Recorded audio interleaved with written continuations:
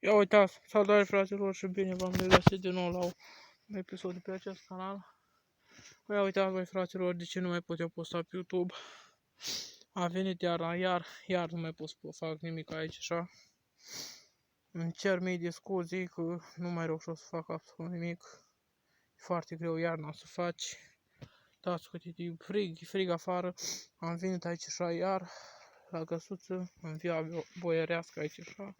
Am ceva de mers de acasă de la mine până pe aici, dar mai vreau să văd ce s-a mai întâmplat pe aici.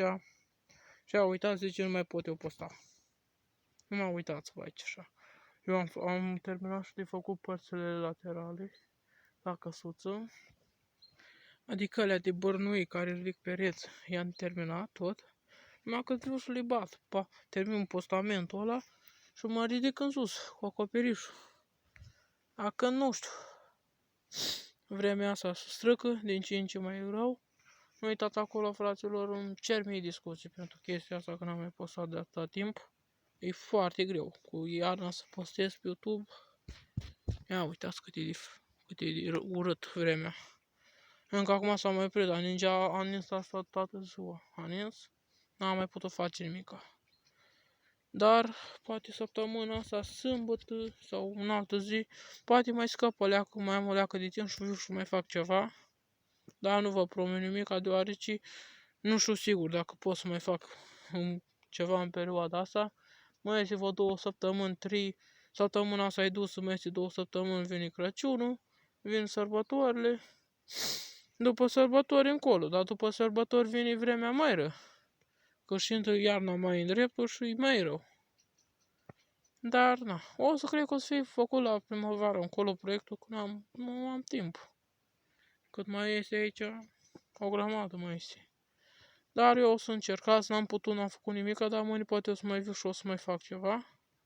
Nu uitați să dați un comentariu, un like. Și îmi cer mii discuții încă o dată, că n-am mai putut posta de atâta timp.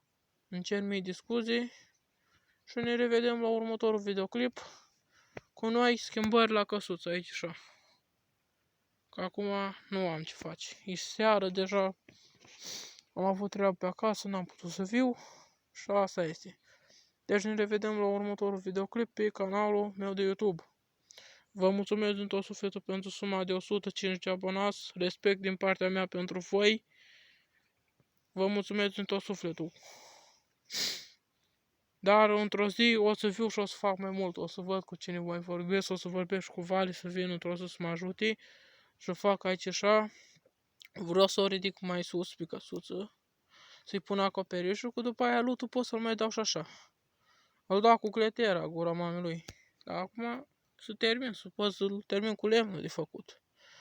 Și iarna asta văd că ninge o leacă să lasă, nu am timp. Deci, v-am zis, când o să am timp o să viu și o să fac și o să și revin cu videoclipuri noi. Deci, scrieți acolo în comentarii dacă vreți să mai fac videoclipuri cu gaming, ca să mai am videoclipuri pe canal până când o să viu aici și o să mai filmez.